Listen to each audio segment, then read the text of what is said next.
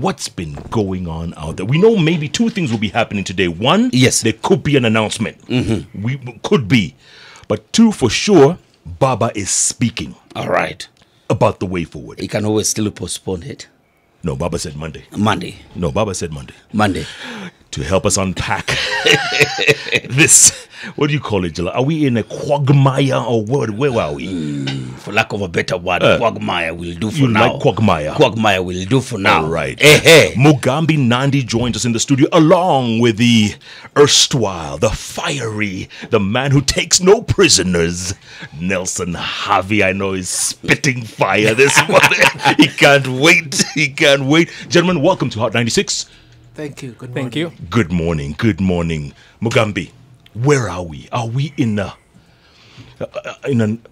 undefined spot right now? Are we in uncharted waters? Jeff, thank you for having me here. You called it a quagmire. I like the word. I think we're in a state of a bit of confusion. Things are moving very fast.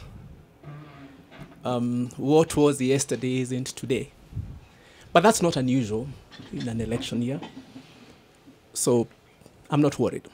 Well, Nelson Harvey is very worried, and you probably would disagree that it's not unusual right now.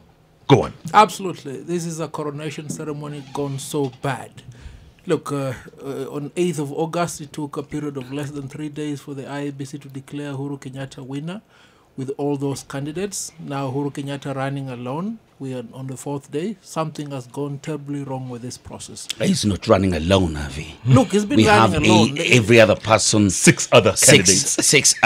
7 other candidates. Well, on the ballot, correct. Let's call a spade a spade. It's not a big spoon. Look, these were 2 horses that were running with a few rats in the midst. Then one of the horses decided to bolt because the race was not clear. I mean, it's one horse racing by itself. Yes. Wow.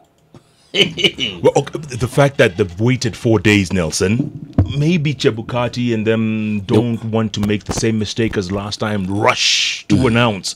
Maybe they want all Form 34Bs in-house, double check, triple check, quadruple check, make sure.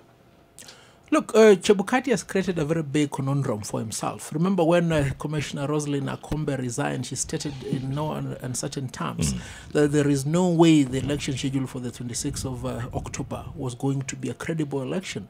She indicated that the commission was receiving partisan legal advice from its lawyers. I think she fell short of stating that for a fact a particular wing of the individuals participating in this election were controlling the administration, the legal affairs of the IEBC. Now, a day later, when Chebukati came to comment about her resignation, Chebukati fell short of resigning, and you see Chebukati read an almost 9-page statement. When I summarized the statement, I could see it was just a resignation. The only thing that was missing was the Form 27D, which could have enabled his resignation. But look, at the end of it, he indicated that he cannot guarantee a credible election. But that notwithstanding, he's oversighted over this election. There is no certainty that the results that is likely to announce today will be correct results. And look, when he started, he said that the turnover was about 48. 48 with how many votes? About 3.5. Now, this 3.5 turnout has been mutating and growing day by day. At one point in time, he closed the figure at 6.5 million. Now, all of a sudden, we are told Uhuru Kenyatta is leading with 7.5. Look, this is a feat of mathematical proportion, where a candidate is even able to beat the voter turnout. We are surprised that voter turnout did not come out quite early in time and concede defeat. Mugabe Nandi, what does this do for the legitimacy of this electoral process? What does it do? Jeff, I think my learned friend here is being a bit melodramatic. I think it's insulting to call presidential candidates rats. That's exactly the sort of language that brought trouble to Rwanda. Having said that, Harvey has mentioned Akombe's resignation. People resign from positions for many reasons, including sometimes being in the minority. There are people who want to be, to have it their way, and if it isn't their way, then I'm not part of this. It could be that. It could be many things. Harvey forgets that the same Akombe had given many interviews saying they were prepared. So I don't put any weight on that. Is the election legitimate? Of course it is. If a group of citizens, however big, decide not to vote, it is their right. That does not delegitimize the election. If you look at the numbers, I'm glad Citizens TV has had agents or journalists all over the place, and they've got their own tally. What does it say? 7.4 million votes. But we got criticized for that a lot too. That's fine. You'll always have naysayers. But you soldier on. That number is bigger than the number that NASA got on 8/8. So even if you took today's number and applied it to the 8th of August, Uhuru is still ahead. Legitimacy is anchored in the Constitution. What does the Constitution require? 50% plus one of the votes cast, not of registered voters. Does Uhuru have that? He does. Yeah, but Mugambi, there's going to be a section of this country's population that will feel disenfranchised or will feel The divide left is out. very, very clear, Mike. I would say that, of course, those people are important, but they decided to take actions that were within their right to take, namely to keep away. My point is that those people are less than the people who voted, both in this election and on the one on 8th. So either way, they are a minority. Of course, I'm not saying that they should be ignored. Far from it. But the first step that we need to do, if we agree that we are a constitutional democracy, is respect the law. So what does the law say? The second question of political legitimacy is not one that I can address as a lawyer. That's for politicians, and they're doing very well with that. And I emphasize those people who failed to vote had the right to do so, except to the extent that some were stopped. Harvey. Now, about 25 or 27 years ago, on a day like that, today I searched my KCPE, and you see one of the papers we searched was English. It has something we call satire. My colleague, Mr. Mugambi, seems to have performed very dismally in English. That's why he does not understand the analogy between a horse and a rat. There is nothing inciting about it. But anyway, let's get back to the basics. The point is this. In 2013, the Supreme Court said, subsequent to the invalidation of an election of a president, and in the event that another election has to be held, then the only candidates who will participate in that election will be the president-elect and the runners-up. By the time that IBC was gazetting the candidates for this election, we had zeroed down to two candidates, Uhuru Kenyatta and Raila Odinga, and that was the correct position in law. Now, the Supreme Court said that in the event of the withdrawal of any of these candidates, then what the IBC was supposed to do was to commence the election afresh through a process of nomination. And that is ideally what ought to have happened on the 10th of October when Raila Odinga withdrew from this race. But you see, a day thereafter, the High Court seemed to resuscitate an otherwise dead body by including a Kuro Court into this race. And IBC did a somersault and decided to include all the other candidates, including even one who had been declared bankrupt. Now, therein begins the problem, because you cannot travel on a journey in respect of which the train has already left the station. You've been given a ticket for nowhere, and that is the situation where we are right now. Anybody in his right mind, anybody properly so informed, will have come to the conclusion that there was no election that was going to be held on the 26th of October.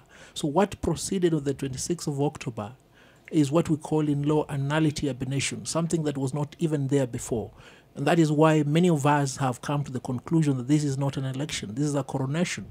And it confounds everybody if those with the highest responsibility of guaranteeing a fair and credible election have said that they cannot guarantee such. Why will anybody want to subject himself to that election? And to that extent, therefore, the so-called declaration that is expected today lacks legitimacy, it lacks validity in law. And that's not an issue of politics, because the election of president is both a political, administrative, as well as a legal exercise. There are thresholds set in the constitution, which, if not met, then invalidates the entire election. Harvey, will there be a rush to the Supreme Court once the announcement is made?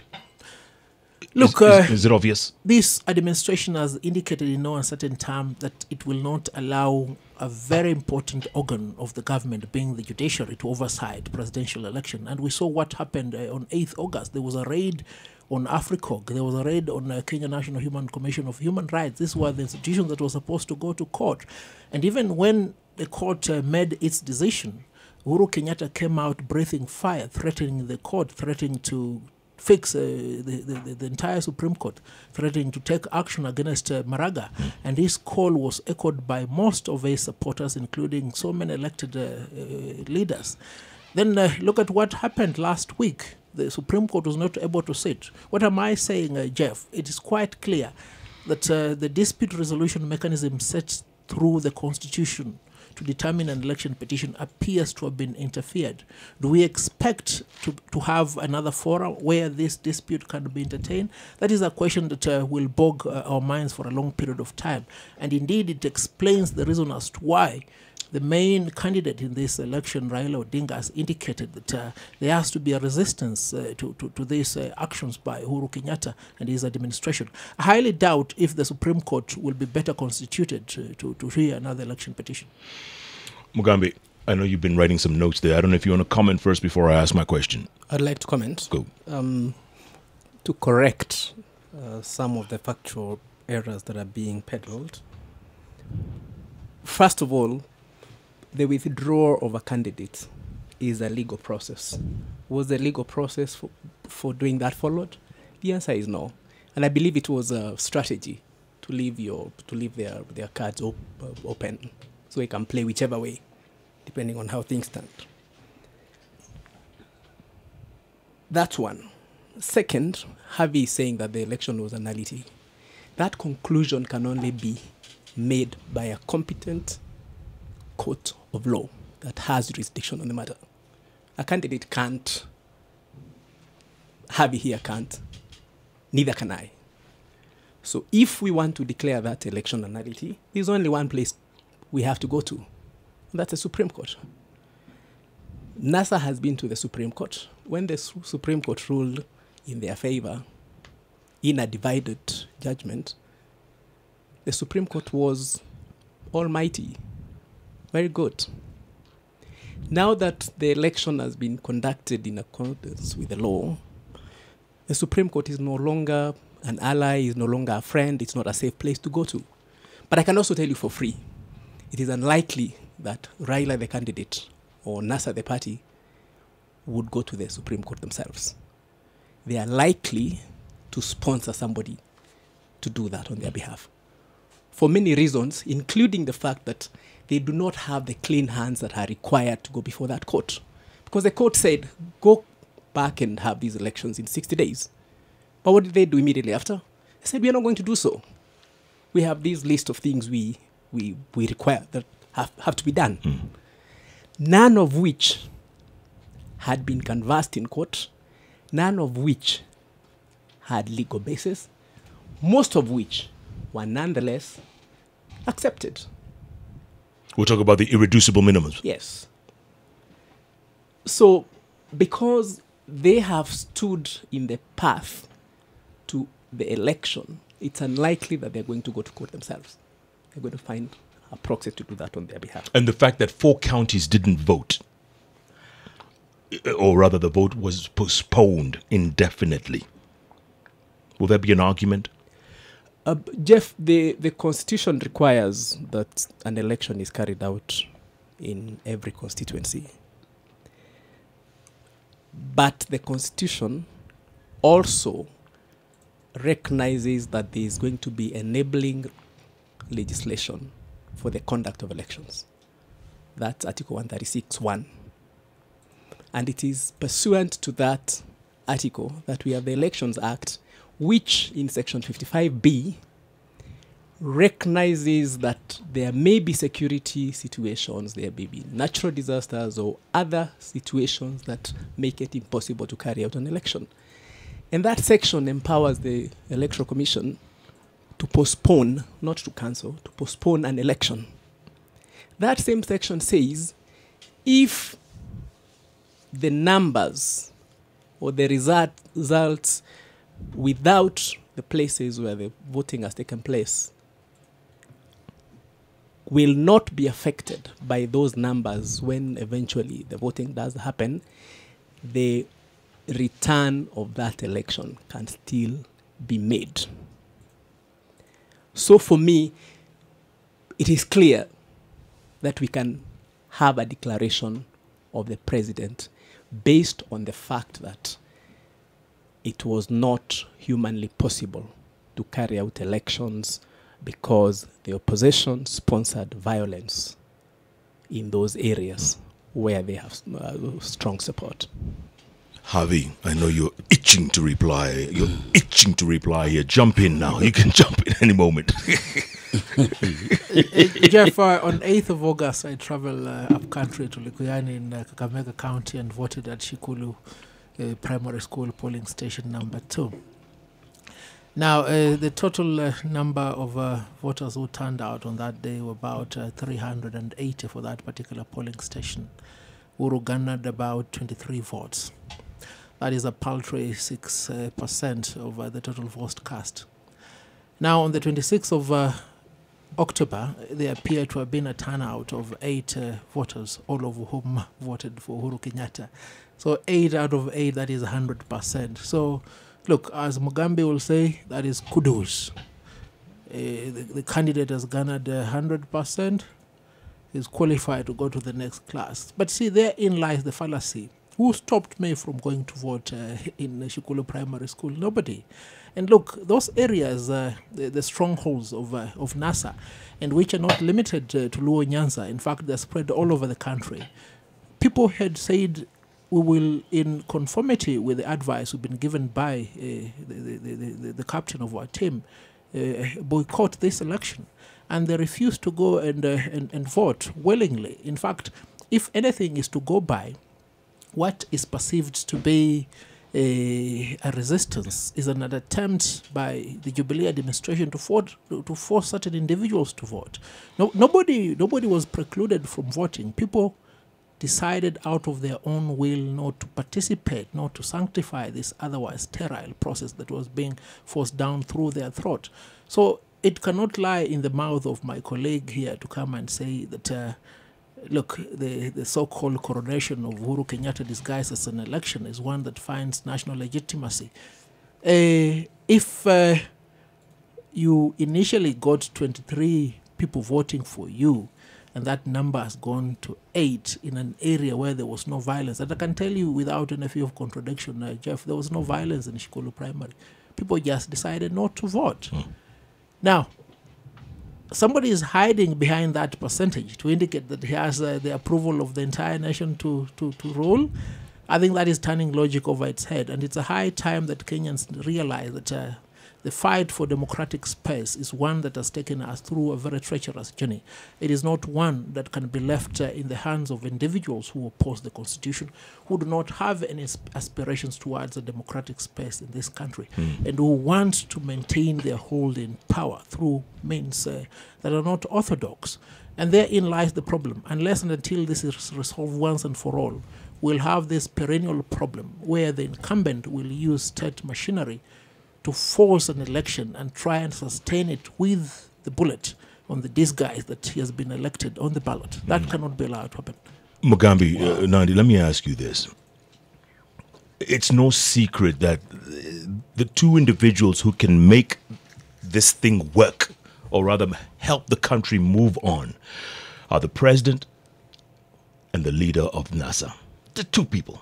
They're the only two who can do it. Obviously, the hardliners are out saying no talk, no Nusum Kata, which is not what we're advocating. I'm just saying that they should not meet. The hardliners are coming out saying that. What needs to be done? Because this quagmire, we are sinking in this. And one spark, one incident, could send us down that slippery slope? Obviously, speaking is always a good thing. It most certainly achieves results while violence doesn't. What about an olive branch? I think I heard the president saying that if he's declared winner, he's going to reach out. What he's going to reach out and offer, I have no idea. But there's something I need to clarify. On the 8th of August, 4 million out of the 19 million registered voters didn't turn up to vote. So if we are assessing the 26th, the basis ought to be who showed up on the 8th, and that's around 15 million. If you look at what Uhuru got on 8th, it was 8.2. What he has now is about 7.4, 7.5. So his numbers have dropped, which is expected, but still way ahead. So to argue that the 6 million odd who voted for NASA on the 8th can delegitimize the 7.4 who have come back. Forget about the 600 or 1,000 or so who've not showed up. To say that then makes the election a sham, I think is to be dishonest.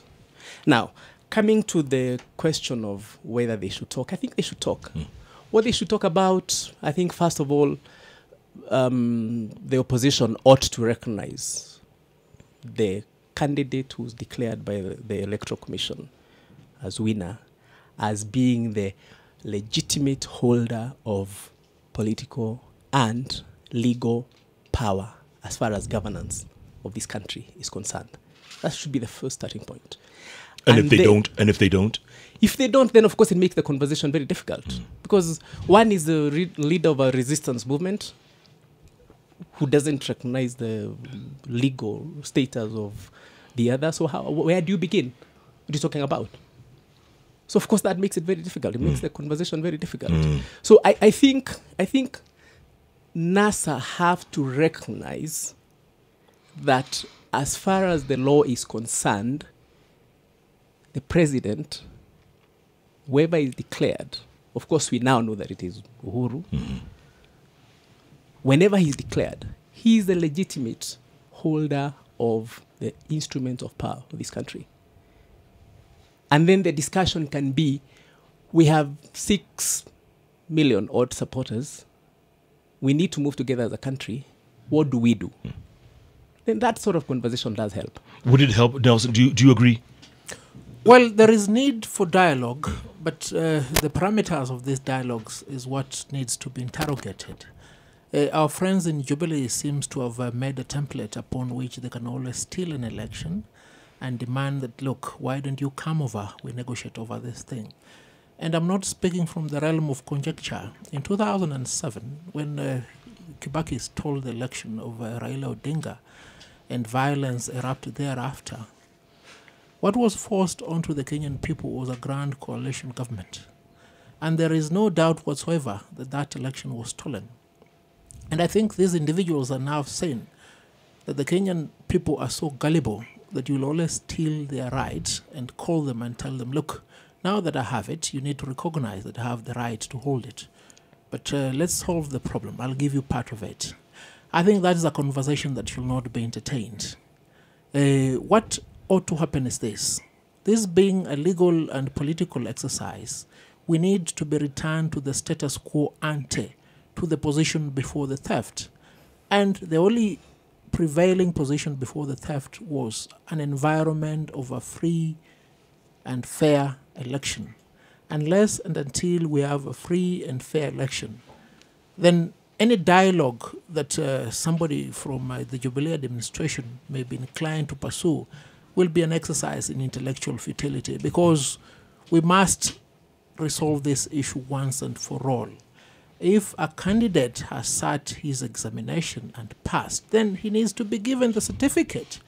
But if a candidate has made his habit of stealing the examination all the time, and when he's confronted, he tells the examiner and the other candidate, sorry, I took your results, but let's negotiate over this. I got a B plus, so we can divide it into a C plus. You get a C minus. That will not happen. And then there's this narrative that the Jubilee administration have been peddling all over, especially through the international media, that Raila Odinga has recruited a militia. And Raila Odinga is in the process of interfering with administration and the peace of the country. This thing has to be debunked once and for all. Look, the scenario we have here in Kenya is this. We have a government that for all practical purposes is an illegitimate government that is using the instruments of power to oppress the people, that has militarized an otherwise political exercise by the deployment of heavy military gear during election period, by the conversion of its political outfit into a military wing full with military regalia. We've seen Jubilee elected members putting on military fatigues. And when the Inspector General of Police is asked to comment on this issue, says he doesn't see anything wrong about it. And then they turn around and say that it is the opposition that is militarizing the exercise. That is turning logic over its head. And the people have the power to rise up and say, please do not use military equipment in a political exercise. And when the people are doing this, it cannot be termed as a rebellion. People are exercising their rights. And to the extent that they're entitled to exercise that right, it's a high time that the Jubilee administration realize they cannot force their hold onto power on the people of Kenya. If there has to be any negotiation, the negotiation must be on terms to ensure a free and fair election. And they cannot tell us this ridiculous narrative that, look, there is no time to do that. Of course there is time to do that. Why are we here? We are here because after the botched election in 2007, we sat down and put in place particular measures to ensure that things were in order. First step was to ensure that those who held the highest responsibility in the post-election violence were taken to the ICC. The next one was to put in place a Truth, Justice and Reconciliation Commission to dig into the root cause of this problem. And thirdly was to put up a very elaborate constitution with a very elaborate electoral mechanism to ensure that elections are free and fair. But what happened? The individuals who did not have any inclination towards following those three pillars for a democratic space are the ones who assumed power in what we can now say with no fear of contradiction was also a botched election. And again, if this is the scenario where we are, we need to look at the manual fresh and realize where have we gone wrong. And for a fact, we have now known where we've gone wrong because the institutions that are supposed to be independent institutions, in particular the IEBC, are no longer independent because they're controlled by the Jubilee administration. And for as long as the IEBC is still under the control of the Jubilee administration, we cannot have the free and fair election. And this is something that even you, Jeff, can interrogate. All you need to do is to look at the resignation statement by Akombe. Look at the 9-page statement by Chebukati. They confirmed for a fact that they were being interfered with. So if they were being interfered with, can we have a negotiation that can prosper? Can we have a negotiation that can develop the agenda to ensure that there is tranquility, truth, justice in electoral processes? I don't think so. We must remove these elements that have interfered with the free and fair will of the people of Kenya for us to have tranquility. Otherwise, I think we'll be postponing a bigger problem. Okay, but Harvey, just to play devil's advocate, part of the irreducible minimums was Chiloba exiting, and he took a 3-week vacation towards the right before the election. Chebukati, you're right, he did say he couldn't guarantee a credible election. Sure. But NASA did not insist that he resign or he step aside. They didn't insist. They just wanted him to resign on his own accord. Look, if you look at the reducible minimums, they had a very basic foundation. For instance, look at Al Ghurair, that forms 34A and 34B upon which the disputed election was declared, were found to be of dubious origin by the Supreme Court. Look at the manner in which Saffron Mofo transmitted the results. In fact, they did not open the server. What Saffron Mofo did was to metamorphosize overnight to become OT Mofo. And then look at the individuals who held the highest responsibility in manipulating this result.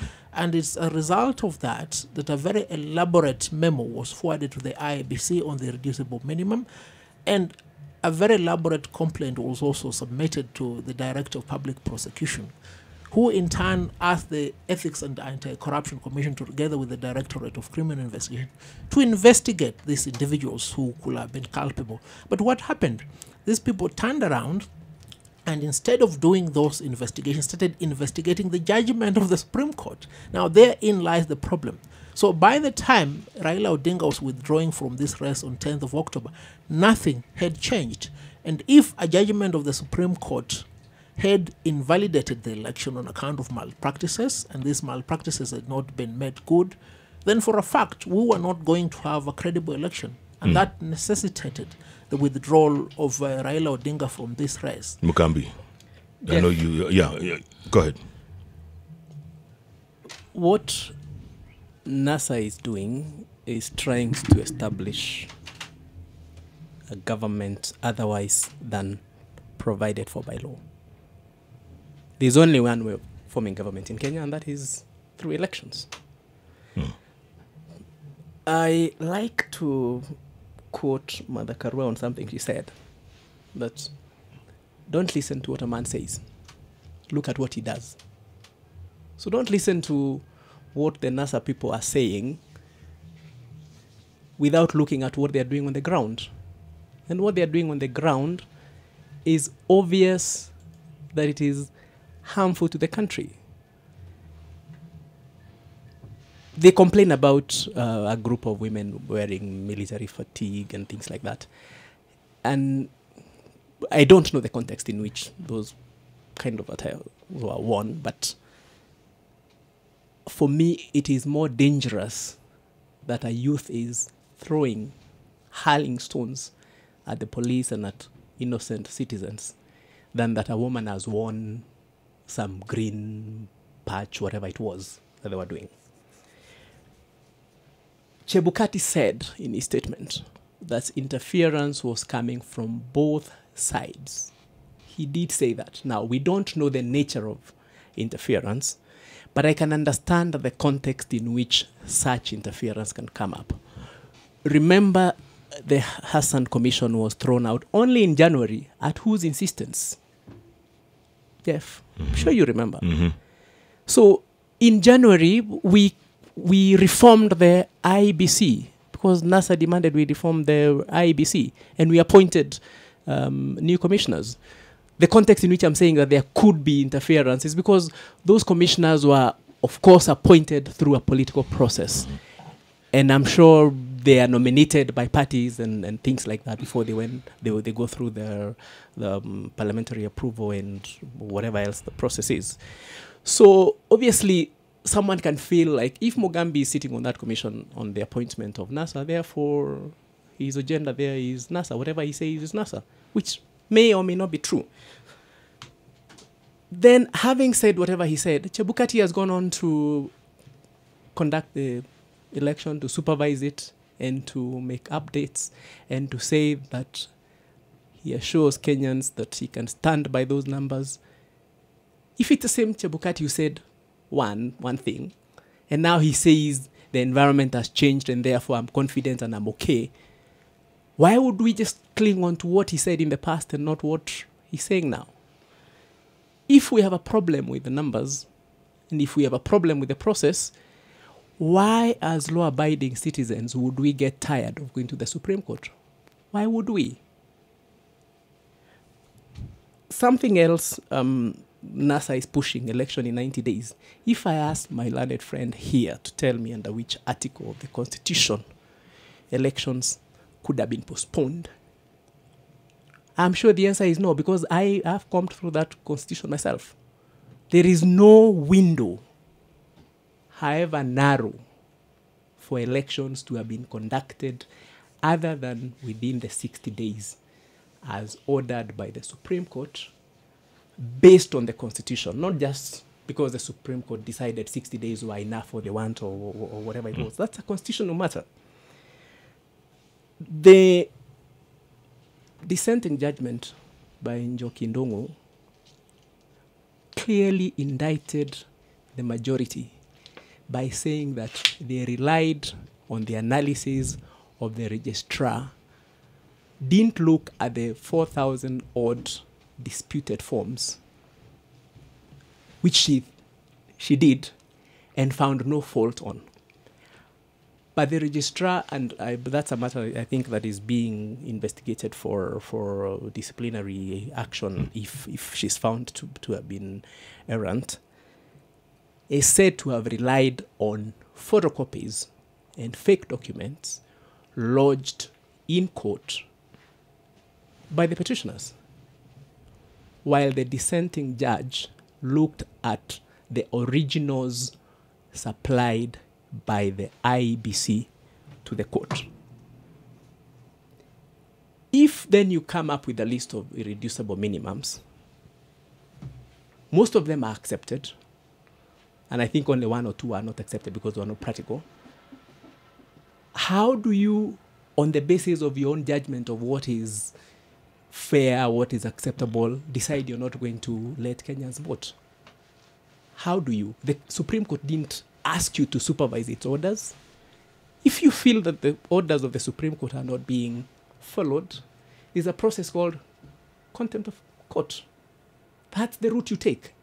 But you can't on one hand keep arguing that you're law-abiding, that you respect the Constitution, but on the other hand, you're demanding things that are not within the Constitution. You're taking actions that are not just illegal, but are dangerous for keeping this country together. You asked about the need for Uhuru and Raila to talk. Of course they can talk. But that doesn't mean that the law should be suspended.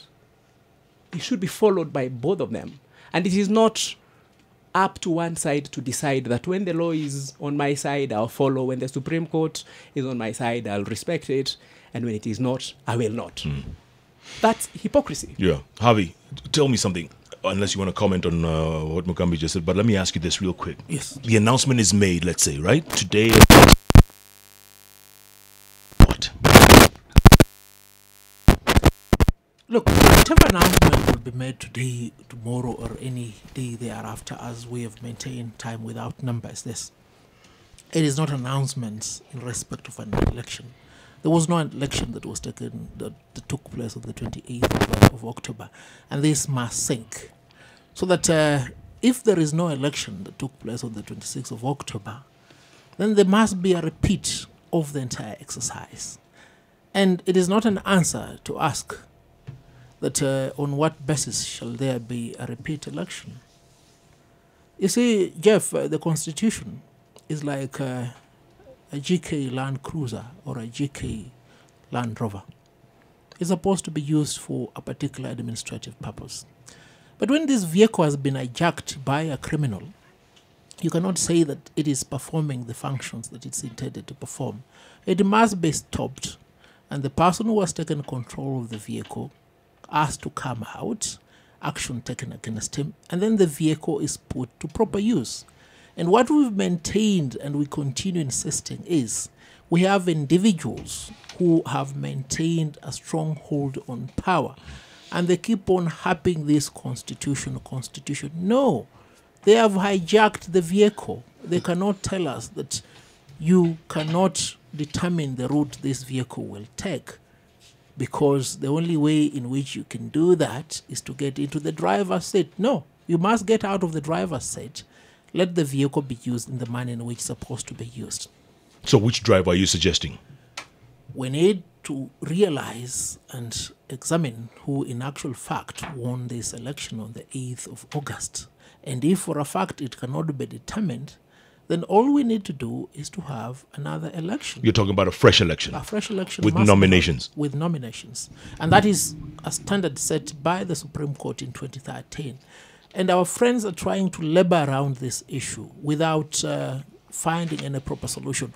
And you all need to examine some of the arguments to discover how erroneous, how malicious, and how deceitful they are. For instance, he says, there's nothing wrong in a woman putting on a military kitenge or a patch, because she causes no harm. What is he talking about? Perhaps we could refer to my friend Alice Wahome, who was the first one to don this military fatigue about 2 weeks ago. What did she do about 2 days ago? You saw her vehemently harassing an election official because these people have imbibed power in so unorthodox mean that they think everything concerning Kenya belongs to them. And therein lies the problem. And unless and until they realize that they are holding the instruments of power illegally, and they have to enable a mechanism to remedy that situation, we will not have a solution to this problem. Gentlemen, we can talk about this all day long, and I know we'll never solve these problems, but I'm going to give you each 2 minutes for some closing thoughts. Starting with you, Mugambi Nandi, you got 2 minutes closing thoughts. I think going forward, we've got to be honest with ourselves as Kenyans. The country is not at the right place, and we are the ones who've taken it to the place where it is at. We need to respect one another, even if we disagree on political choices and other matters. We should do so respectfully. I would urge the NASA people to forget about violence and use the Constitution as their weapon for fighting any battles that they have. Thank you. Harvey. Now, Jeff, there is that false narrative that is being peddled all over the media, local and international, that NASA has now transformed itself into a rebellious movement, that it's arming, it's intended to cause violence. Nothing could be far from the truth. If anything is to go by, the people behind NASA have been in the forefront of change movement in Kenya, and that is something that must not be lost in the minds of Kenyans.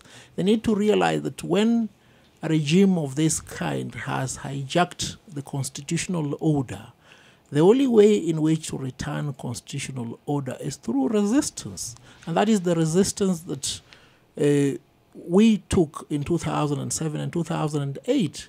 We didn't take any arms to confront the administration that was then in place by Kibaki. And that is the same thing we're doing right now. There will be peaceful demonstrations. There will be boycotts. There will be demands for justice and accountability. And that will go on. And let the state machinery not be deployed against these individuals, because in their mind they think that this is a revolution. It's not a revolution that is military in nature. And as soon as they forget that, then they will realize they need to uphold the Constitution. It's only through that that we'll be able to have peace and tranquility in Kenya. Yeah, gentlemen, real quick. Kenyans in the diaspora are asking one question, because obviously they're on the outside looking in. They're asking one question. And I have a message here from Kinodia Njenga, all the way from Austin, Texas. Are we safe? Are we safe? No, Jeff, we're not safe. And we are not safe not because of our own. We are not safe from the individuals who have taken over the instruments of power. You've seen them maim a 6-month-year-old kid who eventually succumbed to her injuries. You've seen the state invade public properties and vandalize. You saw the case of Jimmy Wanjigi. You saw the case of the son of the owner of Bob Mill. You know, this is an environment where the state has unleashed unwarranted violence against its people. We are not safe. And we need to be safe. The government needs to stop what it's doing. Mugambi. I think we are safe, but NASA is trying to make it unsafe for us to operate as a country. Gentlemen, we're going to have to leave it at that. We'll pick it up another time. But thanks so much for your input, gentlemen. At the end of the day, we are Kenyans. Glass. We are Kenyans at the end of the day. That's true. We have to get along. That's true. You and I have to get along. Yes, we don't have a choice. Zero choice. We don't have a choice. Even if we had, we still had to get along. Asante sana. Thank you. Mugambi Nandi and Nelson Harvey talking to us about the way forward. Shukran. It's the Hot Breakfast with Jeff and Jalango.